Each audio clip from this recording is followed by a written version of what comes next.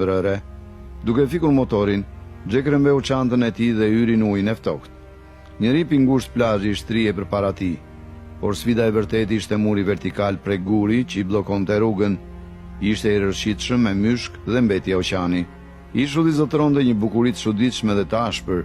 Në distancë, grumbulli i shtëpive prej druri qëndronte në eshtje, duke konfirmuar atë që kishte parë droni. Megjithatë, vëmendja e Jackut tërhoq menjëherë nga një shkëmb plastik në një kaçube me gjemba atu pranë. Ishte droni i tij, mrekullisht i paprekur, rënja e tij u ndërprej nga shkuret. I lehtësuar, ai e mori atë dhe për rabin e tij drita e energjisë u ndez. Telefoni i tij zumëroi, duke treguar se kamerës i ishte rivendosur lidhja. Pajisja kishte qenë duke regjistruar në modalitetin e pritjes gjatë gjithë kohës. Jack shfletoi pamjet e regjistruara pas përplasjes.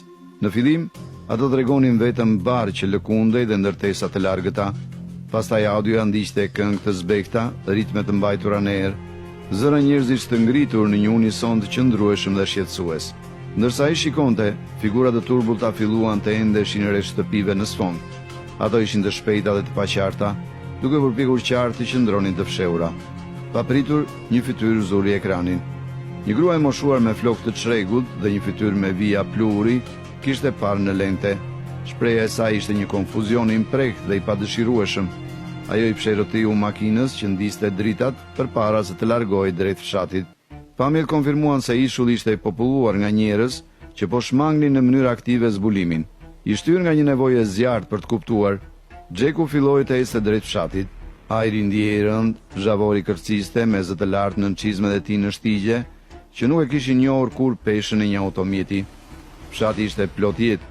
Rrobat e lara vareshin në fije, të lagura dhe të freskëta, dhe dyert ishin paksa të hapura. Ndërsa ai futej më thellë në vendbanim, ai vuri re lëvizjen e një perde e ndritare në katit të dytë, po e vëzhgonin. Ndjesia e syve mbi të ishte e thellë, duke e shpuar qafën. Në qendër të fshatit ndodhej një faltor e vogël prej druri, dera e së cilës ishte e mbyllur fort. Drita e zbehtë e qirinjve dilte në përçarje. I pushtuar nga kurioziteti, Jack provoi dorezën e ekurt, duke e rrahur me zhurmë. Nga brenda, një trokitje vetme e qëllimshme ju përgjigj. I trembur, Jacku tërhoq prapa. Ai i përshpëriti eshtje se donte vetëm përgjigje, por frika filloi ta pushtonte. Ai vendosi të riqej, duke u kthyer drejt shkëmbinjve. Megjithatë, ikja e tij u ndërpre. Tre burra të ashpër dolën nga pas një ndërtese, duke bllokuar shtegun. Ata ishin në djegur nga dielli, të veshur me rroba të grisura, dhe i shikonin në eshtje të plot. Jacku kthye për të vrapuar nga ana tjetër,